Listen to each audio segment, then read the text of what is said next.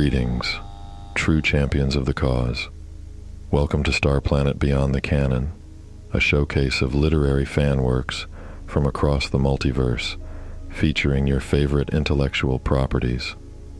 In today's episode, we will be featuring Chapter 1 of the Siberian Experiment, a literary fan work inspired by 20th Century Fox's Alien and Predator franchises.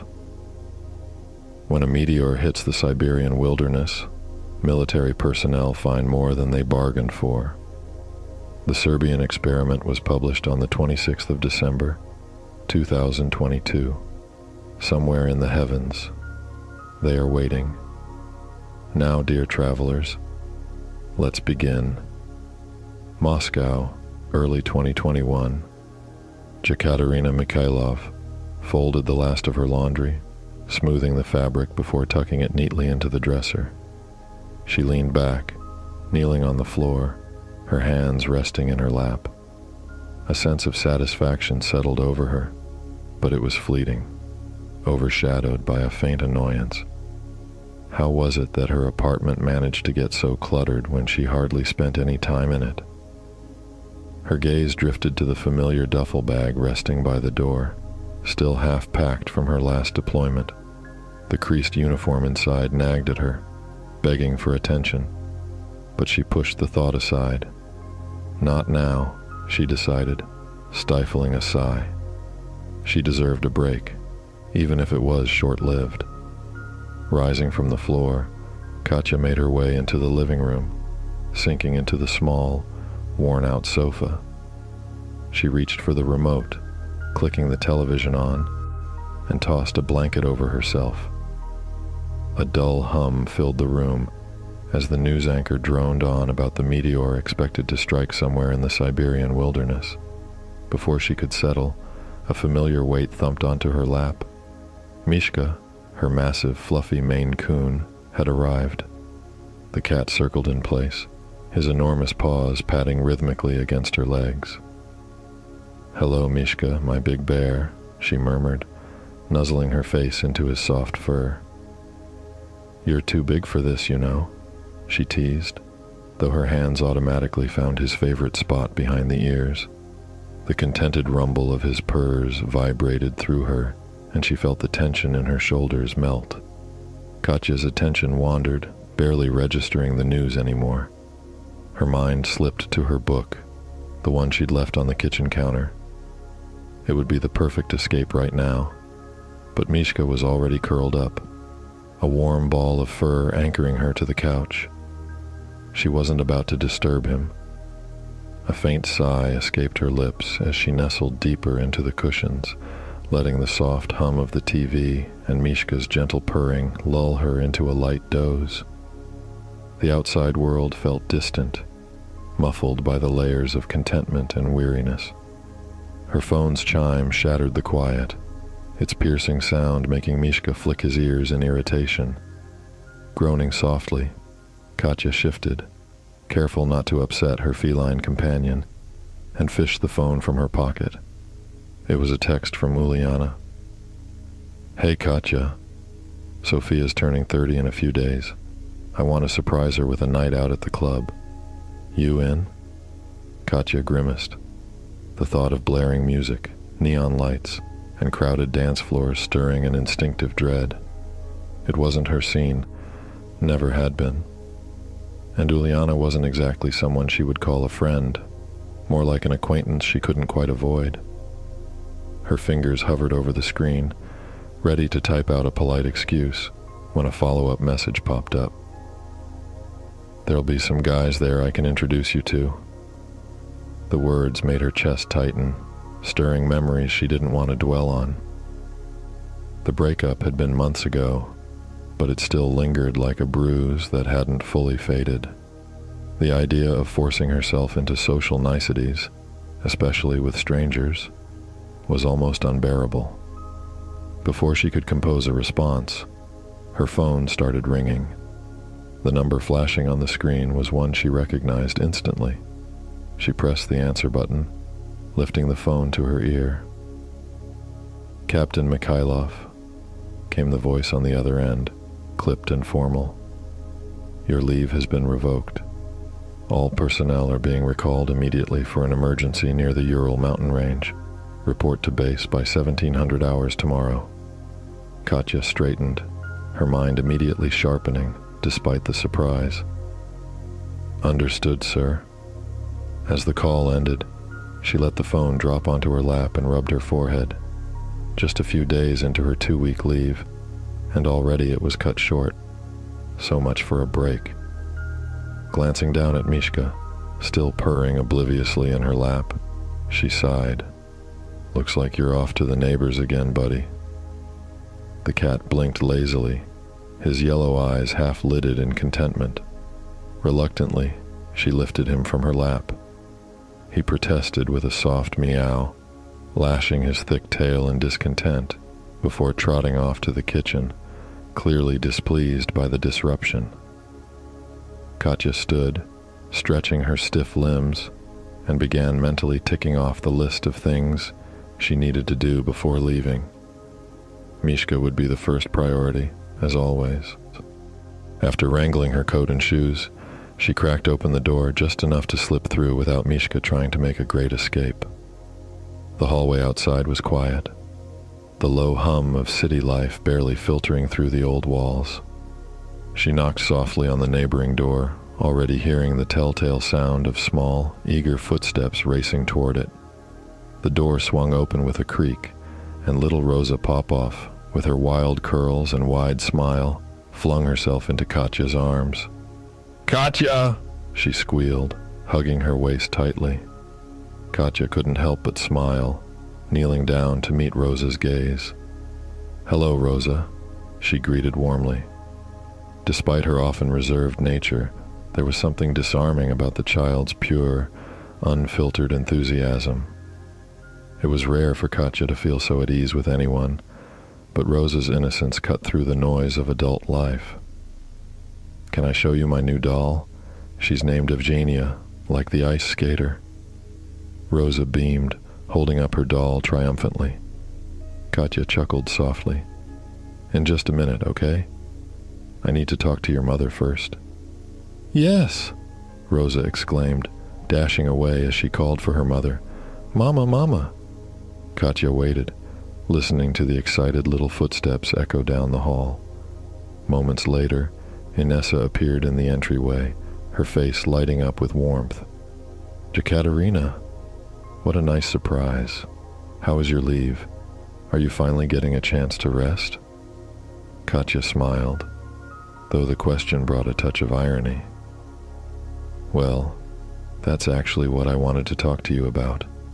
I could use a favor," she started, but before she could finish, Inessa waved her into the apartment with a friendly insistence. Wait, Inessa interrupted with a knowing smile. "No favors before tea. Come, sit with me." Reluctantly, but with a small smile, Katya followed her neighbor to the cozy kitchen, where Inessa quickly set about brewing tea. The familiar clinking of cups and the warm scent of steeping leaves filled the air, creating a small bubble of comfort in contrast to the cold reality outside. "I'm sorry it's nothing fancy," Inessa apologized as she placed a modest plate of cookies on the table. "I don't even have any jam today." "It's perfect," Katya reassured her, grateful for the momentary distraction. She passed the sugar, and the two settled into easy conversation, chatting about everyday things as they sipped from their steaming cups. Rosa took the opportunity to proudly display her new doll, her enthusiasm bringing a lightness to the moment. Eventually, their conversation naturally turned back to Katya's purpose. Inessa, casually sipping her tea, asked, "Would you like to go shopping with me next week? I need a dress for our trip to visit my husband's parents." Katya's expression faltered slightly. "Actually, I won't be able to. I've been recalled to duty and have to report by tomorrow." She paused, hesitant to ask the favor. "What I came to ask was if you'd be able to take care of Mishka for a few weeks." I'll bring over everything you'll need. Food, litter, and of course, I'll pay you. Rosa's eyes lit up at the mention of the cat. Mishka, she squealed. Yay, can we, Mama? Inessa nodded, but her gaze lingered on Katya, her expression softening. Of course we can, she said, though her tone carried a weight of sympathy. But Katya, this is so unfair to you. Unfair? Katya echoed, a little puzzled. I'm disappointed, sure, but it's just part of the job. Inessa shook her head, her face filled with concern. Rushing off like this, always. You need time for yourself, time for your family. Have you even seen your parents since you came back? Katya's throat tightened, and she looked away, her voice quieter. I'll see them before I go. I didn't have much time. Inessa sighed, rising from her chair. She crossed the small kitchen and placed a gentle hand on Katya's shoulder, giving it a reassuring squeeze. I'll take care of Mishka, don't worry. But promise me you'll take care of yourself too. Katya offered a weak smile, appreciating the sentiment, even though it felt out of reach. I promise, she said softly, squeezing Inessa's arm in return. Thank you, really. You've always been such a good neighbor. After helping clean up the kitchen, Katya returned to her apartment, the air suddenly feeling heavier with the weight of her impending departure. She needed to pack, to make sure everything was in order before she left. But before she could fully focus on the task, her phone buzzed again. Another message from Uliana. Come on, Katya. Join us at the club. You need more friends than just that cat. Katya sighed, rolling her eyes slightly as she typed out a quick, polite refusal, explaining that duty called and she wouldn't be able to make it. She paused, frowning at the screen. Why did everyone seem so concerned about her personal life? Of course, she knew the answer. It was the breakup, and the distance that had followed, widening the gap between her and those she'd once considered friends. But even before all that, her social life had always been thin, threadbare at best. Shaking off the thoughts, Katya did what she knew best. She focused on the work in front of her, packing, preparing, slipping back into the routine that felt like second nature. Anything to keep her mind off the questions she didn't have time to answer. Okay, and with that, let's take a break. We'll be right back after these messages. You are watching Starplanet, Beyond the Canon.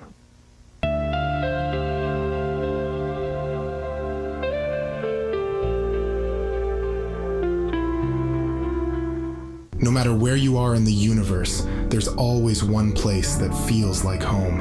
A place where the fries are fresh and the drinks are cold. A place where the burgers are always cooked to perfection. Every time, everyone knows the galaxy's best burgers are on Starplanet. Starries, eat in or eat out, but always eat the best.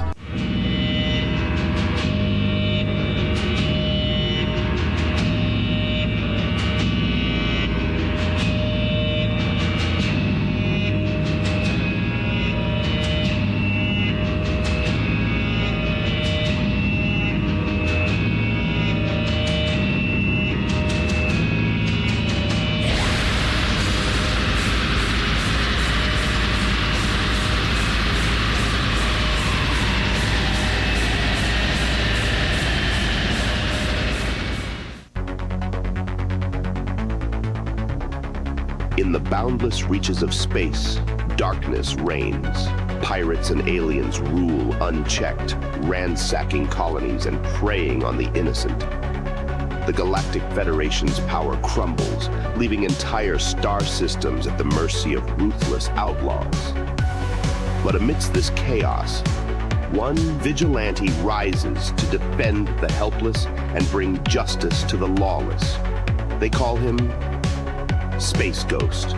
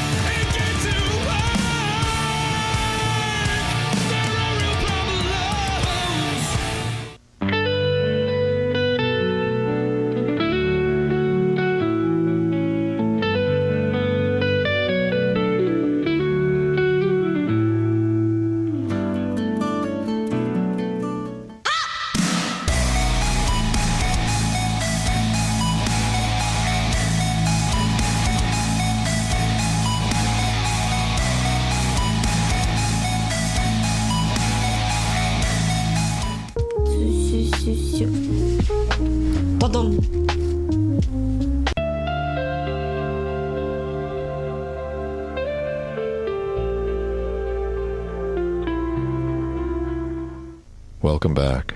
Let's continue. Katya adjusted her scarf, preparing herself for what would surely be a routine interrogation. As she knocked on the door, the familiar cacophony of yipping began.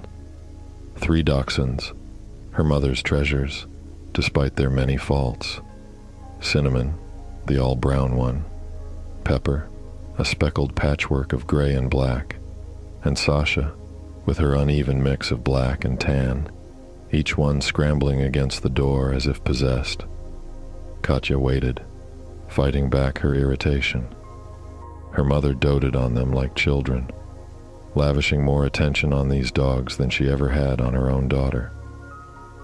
When the door opened, her father, Fedor, greeted her with his usual calmness, a quiet nod, and a brief cool kiss on her cheek, an uncharacteristic show of warmth from him, however restrained.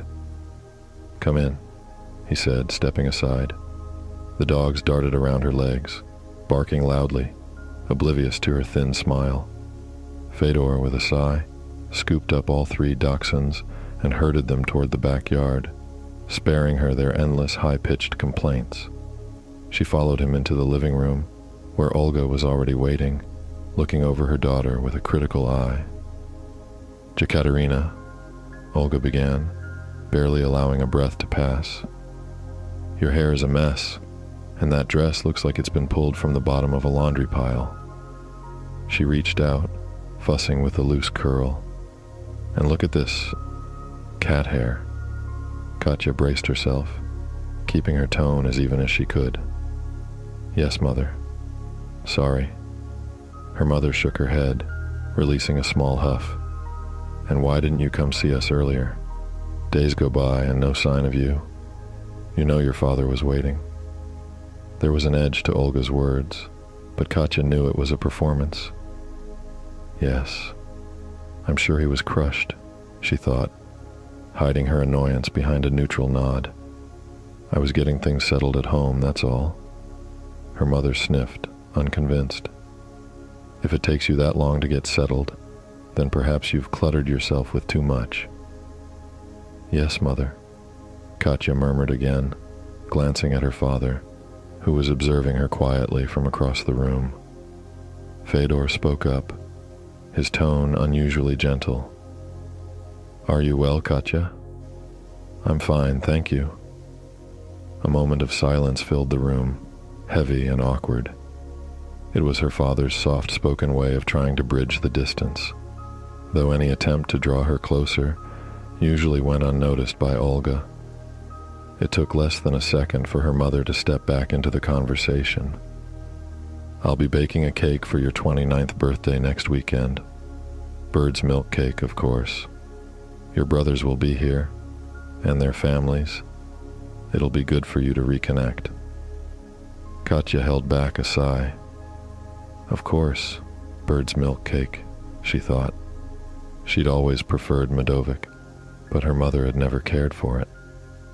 She gently shook her head. "I appreciate it, but I won't be able to come." Olga frowned. "Why ever not?" Katya cleared her throat.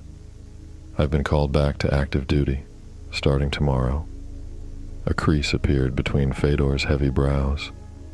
"Recalled? Do you know why?" "There's some emergency, out east in the Ural Mountains. I'm sure they'll brief me more when I get to base." This time, her father's silence was dead and heavy. Katya wasn't sure what had alarmed Fedor, but he had gone pale and still. Really, she shouldn't be revealing military information like that, but he was ex-KGB and still worked as an on-off advisor in the current government. Olga was oblivious again, of course. "Then we'll have to give you your birthday present early, I suppose. I hope you don't expect us to take that cat. Not an O, we'll miss you, or even a goodbye." How she loved visiting her parents. "Mishka has a place to stay. My neighbor is helping me out. You can give me the present when I finish the mission if you'd like. Bad luck to get it early after all." She was joking, but it was a Russian belief that any person who celebrated birthday events early risked death before their birth date. Don't tell me you believe that nonsense, Olga sniffed. My knees hurt, so you can get up and get it yourself. It's in the closet. Father? Katya asked, wanting to get his agreement first. He waved her toward the closet, mind clearly on something else. Katya left the room, went to the entryway closet, and found a large box. She returned to the living room with it and sat on the sofa, feeling a bit childish. Your father spent far too much money on it, said Olga critically, so you had better appreciate it. Of course I will, Katya said, and opened the box carefully. Inside was an enormous fluffy coat. It's lovely. I'll get a lot of use from it. Thank you. Setting the box aside, she humored them by trying it on. It may not have been exactly her style, but it was warmer than anything else she owned, save her military jacket. But that wasn't appropriate everyday wear. This will be perfect for winter. She placed it carefully back in the box, set the box beside her, then folded her hands on her lap. How are things here? Her mother launched into complaints about the neighbors and church group, and Katya tuned in and out, while once in a while offering a sympathetic nod. After enduring several minutes of this, Katya turned to Fedor. Father, is everything all right? He looked up at her, as if shaking himself from a daze. Of course. I'm sorry, child, but I need to make a call. I will be back in a few minutes. Confused, Katya watched her father leave the room. Behind her parents' church was a large burial plot, gated, but unlocked, Katya was relieved to find. Though the graveyard was kept in great condition and was filled with enough plants and trees to keep it from being gloomy, she still hated the place. It unnerved her knowing she would be buried here one day. Picking her way carefully around the graves, she finally found the spot she was looking for and stared for what felt like the 1,000th time at the headstone. No matter how many times she read it, it still didn't feel real. Karik Fedor Mikhailov, February 1st, 1977, March 3rd, 2019. Beloved son and brother, defended and sacrificed his life for his motherland. She remembered him as he was before joining the military, a sturdy, confident young man with a grin that could charm anyone, even their stern father. He'd been the only one who'd truly understood her, the only one she'd felt safe talking to when their parents' expectations weighed too heavily. They'd spent countless hours together as kids, bonding over silly games and wild dreams that both had abandoned for service to their country. But he'd been taken far too soon, and his loss left an emptiness she'd never been able to shake. She wasn't sure she ever would.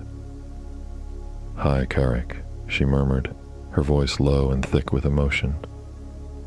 She tucked a stray lock of hair behind her ear, taking a steady breath as she settled into the silence between them. "It's Katya. I know.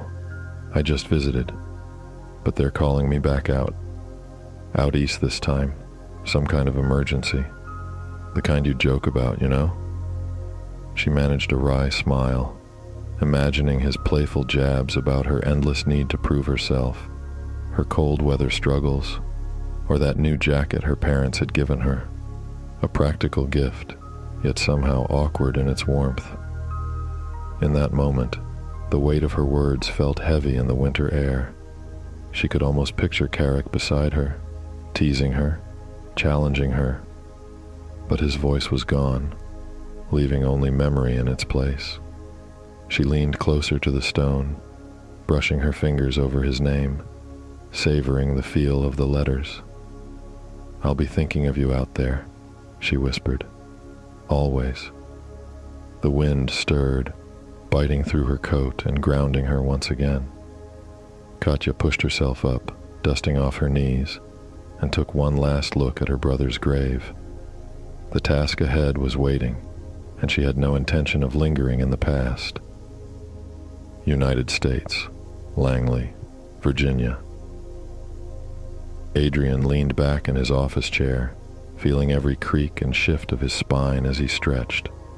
The morning light that filtered in through the narrow office window seemed oddly bright, as though it had no business illuminating the dusty stacks of files and folders scattered across his desk. He returned to the computer screen, the dull hum of his ancient desktop filling the silence.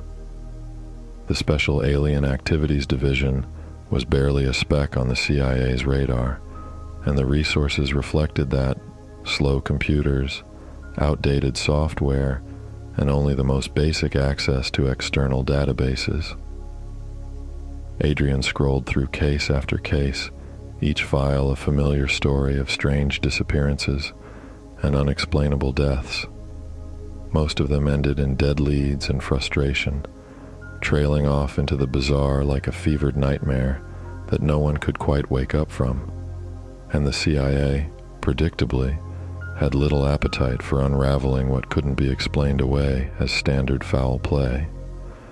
But there was one folder on his desk that always held his attention, longer than the others. Its edges were worn from handling, the paper inside just as thin and faded as the memories he clung to. Admiral Bradshaw had handed it to him years ago, asking him to investigate, unofficially, the disappearance of a young soldier from his last Marine unit. Adrian had promised, and he kept it close, revisiting it between assignments, holding on to the hope that one day he'd find an answer. "Hey, Pierce, you see this?" Darren slid into the cubicle beside him, holding out his phone. Adrian squinted at the screen, his eyes adjusting to the smaller text. "Meteor shower over Roswell Sparks UFO sightings." "You know, Darren, I don't get out of bed for less than a proper spacecraft sighting," Adrian replied dryly, eyes back on his screen. "Wake me up when they find one parked in the White House lawn." Darren chuckled. "Man, you're no fun. You were more enthusiastic about this stuff when you first got here." Enthusiasm? Or was that shock? Adrian shot back, recalling those first days in SID with a smirk. "Look, Darren, it's one thing to see classified files on high-tech surveillance planes or weaponized drones, but they dropped alien activity on me like it was the week's grocery list. Still can't tell if I'm supposed to laugh or pack my bags to Area 51. Adrian's gaze drifted back to his monitor. Alien or not, he had work to do, work no one else cared to touch. Cases stacked up, the eerie and the unexplained blending into a relentless tide of unfinished stories and unsolved mysteries. His mind kept drifting back to the folder, to the friend he'd lost, and to the promises he'd made, but had yet to fulfill. With a sigh, he clicked on the latest report and got back to work. Adrian felt the familiar weight settle over him, a sort of dread coated in a thin layer of curiosity. Parasites. He could see why the higher-ups were stirred enough to dig out a relic from the Soviet days, someone who supposedly had intel on these things. He shifted in his seat, glancing at the file Bob now had open on his desk. "So, this contact, he's offering us front-row seats to an alien parasite delivery?" Adrian asked, eyebrow raised. "What's he want in return, then? Because no one's giving away this kind of intel for free." Bob leaned back, his chair creaking. "He hasn't specified, but he claims it's in the interest of global security. We'll be vetting him closely. Don't worry. You're skeptical. I get it." "Not skeptical," Adrian said slowly. "Just cautious. Meteor parasites don't exactly grow on trees, and if they did, I'd assume they'd be somewhere other than Siberia." He could already imagine the kind of briefing he'd be in for later.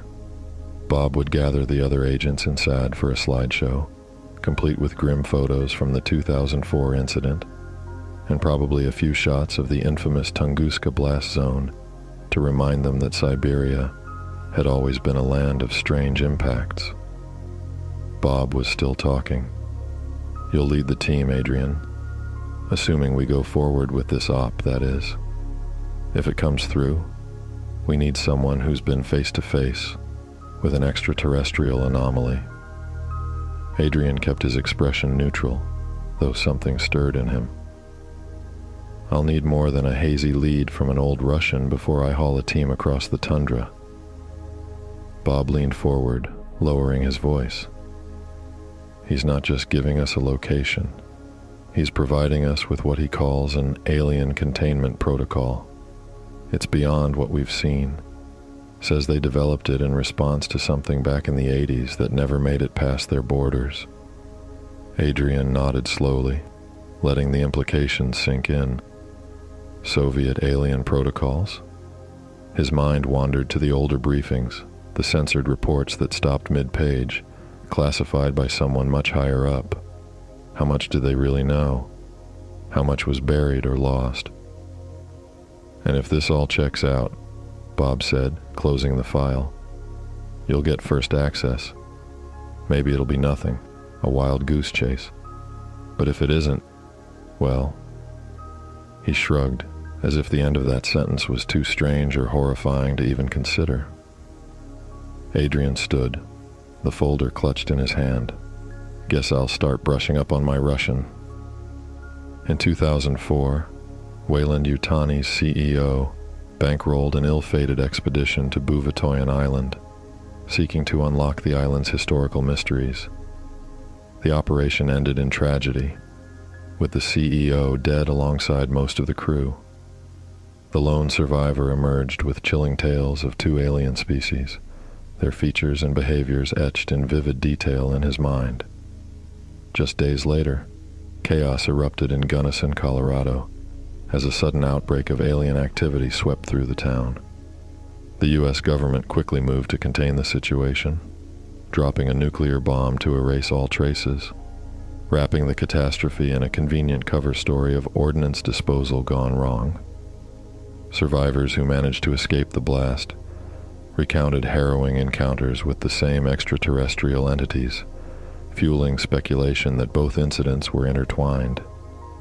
Yet, despite extensive investigations, no definitive link could be established. Adrian leaned back in his chair, a sense of foreboding settling over him. "And what do we pay for this information?" he asked, aware that nothing in this line of work came without a steep price. Bob Lang's expression remained unreadable. "We're to extract a high-value asset and relocate her to the United States." "Excuse me? Her? You said her?" Adrian interrupted, confusion creeping into his voice. He had assumed their Russian contact was male. "You'll receive all the details before extraction," Bob replied with a dismissive tone. "So, I'm to embark on a little tour of Russia to play chauffeur for some woman before I attempt to capture hostile alien specimens?" "Sounds fantastic," Adrian said, sarcasm dripping from his words. "My contact assured me she'll be very close to the specimens. No unnecessary traveling should be needed," Bob insisted. "I remained skeptical," Adrian shot back, skepticism lacing his tone. It sounded more like a ploy, a Russian trying to secure an easy green card for his girlfriend or wife, luring the agency with empty promises. Bob's patience was waning. "I've been assured her English is quite good. Now, get your gear together. You need to be in Alaska for a submarine trip to a Russian oil rig near the Kamchatka Peninsula. Welcome back to the Army, Adrian." Adrian raised an eyebrow, pondering Bob's choice of words. Was he trying to be condescending? Or did he genuinely not know the difference between military branches? Regardless, the prospect of the upcoming mission felt like a sinking ship. He had barely slept the night before, and now it appeared lunch was off the table too. He'd been looking forward to that lunch, a simple comfort in a whirlwind of chaos. "Great," he muttered, resignation heavy in his voice as he gathered his gear. This was shaping up to be another wild chase, and he braced himself for whatever lay ahead. And with that, true champions of the cause, this chapter has come to an end. I thank you for spending this time with us, and I look forward to seeing you again. Please let your thoughts be known in the comments. I truly look forward to reading them. So, until next time, please like, comment, and subscribe. Go visit enterstarplanet.com for more. And until our paths meet again, I have been your host, Arius. See you in the shadows, my love.